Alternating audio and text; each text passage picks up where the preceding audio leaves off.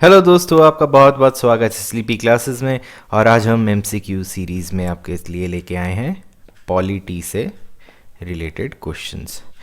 दोस्तों, हम सब पॉलिटी पढ़ते हैं वेरियस एग्ज़ाम्स के लिए, लेकिन पॉलिटी का सबसे बड़ा इशू जो है वो ये है कि हम रिवाइज़ नहीं करते हैं उसे। ठीक है जी। सिर्फ पॉलिटी ही नहीं, सारे एग्ज़ाम में रिवीजन इज़ द की। और काफ़ी ऐसे क्वेश्चंस होते हैं जो कि सिंपल दिखते हैं लेकिन हम उन्हें गलत कर देते हैं। तो चलिए हम शुरू करते हैं पहले क्वेश्चन से। तो इसमें आपको क्रोनोलॉजी के हिसाब से क्रिएशन ऑफ स्टेट्स के ऊपर क्वेश्चन है। क्रोनोलॉजी के हिसाब से करना है, असम, नागालैंड, गोवा, मिज़ोरम। तो वीडियो को पॉज कीजिए और इसका आंसर क्या है। जी हाँ, इसका आंसर है बी, असम, नागालैंड, मिज़ोरम और गोवा। ठीक है जी। अब इसको देखते हैं कि आया कैसे। जो नागालैंड था वो 1963 में आया था, मिज़ोरम जो था 1987 में, और गोवा भी उसी टाइम आया था, लेकिन ये 30th में को आया था। ठीक है जी। स्टेट्स कौन से डेट को क्रिएट हुए थे, ये बहुत इम्पॉर्टेंट रहता है पॉलिटी में। ठीक है जी। तो अब इसके बारे में जानते हैं कि क्रिएशन ऑफ स्टेट होता कैसे है। ये इंपॉर्टेंट आर्टिकल 3 जो है वो एड्रेस करता है फॉर्मेशन ऑफ न्यू स्टेट्स या फिर ऑल्ट्रेशन ऑफ एरियाज, बाउंड्रीज और नेम्स। ठीक है जी। तो ये पार्लियामेंट ही कर सकता है। तो पार्लियामेंट के पास क्या पावर है, वो एक नया स्टेट बना सकता है, सेपरेशन ऑफ टेरिटरी। ठीक है, किसी एक स्टेट जो है उसकी सेपरेशन कर सकता है उसकी टेरिटरी को। ठीक है जी। या तो दो स्टेट हैं उनको जोड़ सकता है, मतलब घटा सकता है और बढ़ा सकता है। ठीक है जी। इसमें इस बारे में भी बात की है कि increase the area of any state, एक पॉइंट है। Diminish the area of any state, मतलब उसे घटा भी सकते हैं। और बाउंड्री जो है स्टेट की उसे भी ऑल्टर किया जा सकता है, मतलब चेंज किया जा सकता है। और किसी स्टेट का नाम चेंज करना है वो भी किया जा सकता है। और ये सब किस में मेंशन्ड है, आर्टिकल 3 में। ठीक है, चलिए अब नेक्स्ट क्वेश्चन पे आते हैं। नेक्स्ट क्वेश्चन है कि जो इलेक्शन एक्सपेंसेस होते हैं, देखिए हमारे आजकल इलेक्शंस चले हुए हैं देश में, वेस्ट बंगाल में। तो जो इलेक्शन एक्सपेंसेस हैं उसकी सीलिंग, मतलब कि कितना स्पेंड किया जा सकता है, अगर 50,000 है या 5 लाख है, जितना भी है वो कौन डिसाइड करता है? Election commission of India, union government, high court या सुप्रीम कोर्ट? तो जी, इसका सही आंसर क्या है?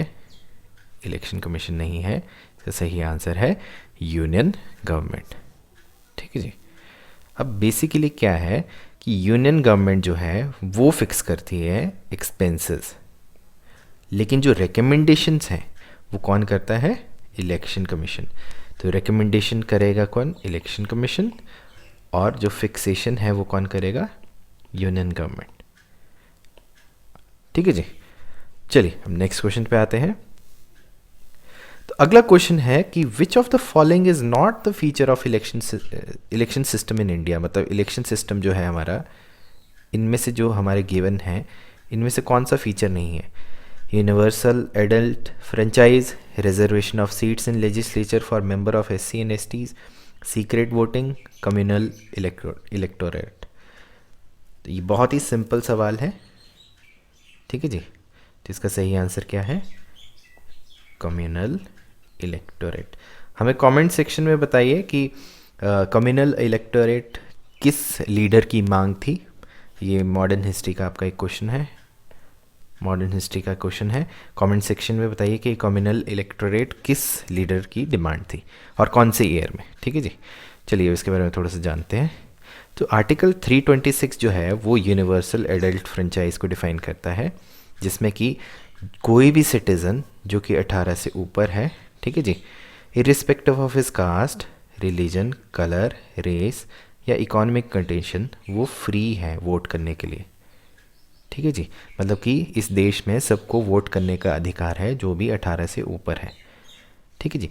और 332 जो है 332 वो कहता है reservation of seats for SC and STs in legislative assemblies of the state. Secret voting क्या होती है? सीक्रेट वोटिंग का मतलब होता है कि आप अपना जो भी मतदान कर रहे हैं वो आपको बताने की ज़रूरत नहीं है, वो आपका हक है और आपको किसी को बताने की ज़रूरत नहीं है कि आपने किसे वोट किया हुआ है, ना ही आपसे कोई पूछ सकता है।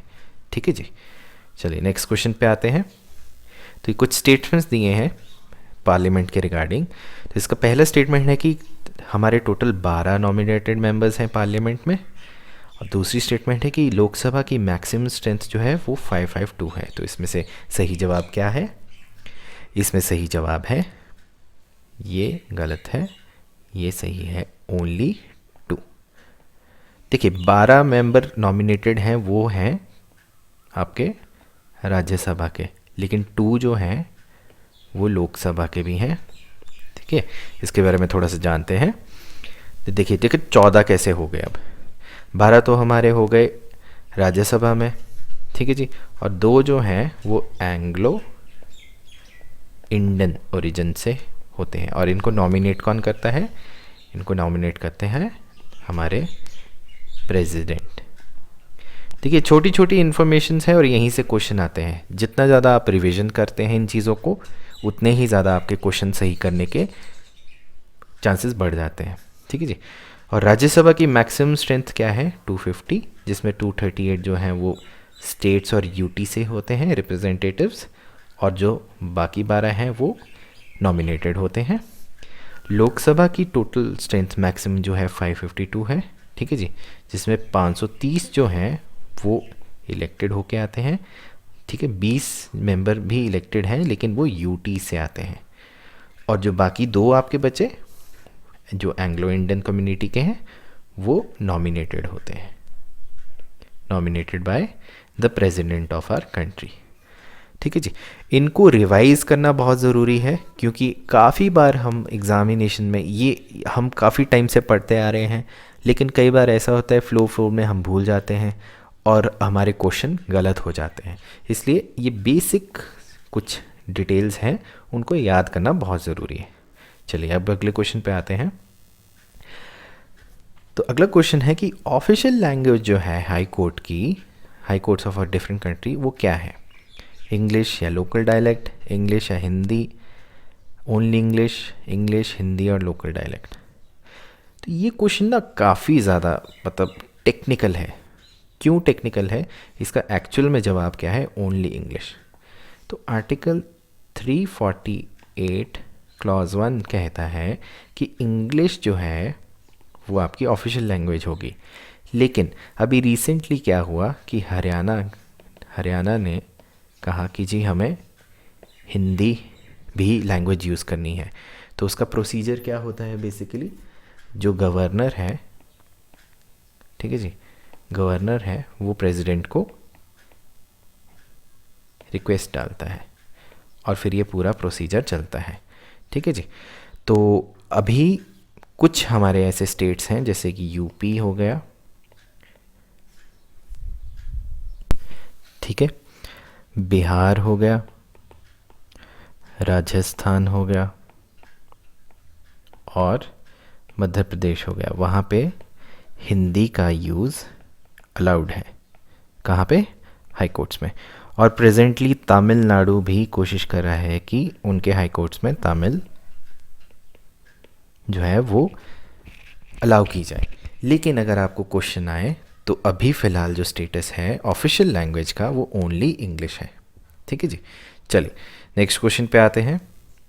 नेक्स्ट क्वेश्चन है consider the following statement regarding parliamentary proceedings. तो इसमें पहला जो स्टेटमेंट है वो कि क्वेश्चन आर जो है वो एक आर है स्पेसिफिकली डिज़ाइंड किस चीज़ के लिए? क्वेश्चंस पूछने के लिए, और वो डिसाइड किया जाता है, स्पीकर करते हैं वो डिसाइड। और जो 0 आयर है वो क्या है कि एक टाइम पीरियड दिया जाता है मेंबर को ताकि वो अपने क्वेश्चंस प्रिपेयर कर पाए। तो इसका सही आंसर क्या है? इसका सही आंसर है नन ऑफ द अबव। वो क्यों? जी हाँ, ये स्टेटमेंट करेक्ट है कि स्पेसिफिकली डिज़ाइन किया गया है क्वेश्चंस पूछने के लिए, लेकिन ये जो डिसाइडिंग फैक्टर है वो स्पीकर नहीं है, ये प्रोसीडिंग का पार्ट है, मतलब कि रूल्स में ही ऑलरेडी दिया हुआ है। और जो 0 आर है, ठीक है जी, अब इसकी थोड़ी सी एक्सप्लेनेशन लेते हैं हम। जो हमारा 0R है वो क्या होता है और क्वेश्चन आर क्या होता है।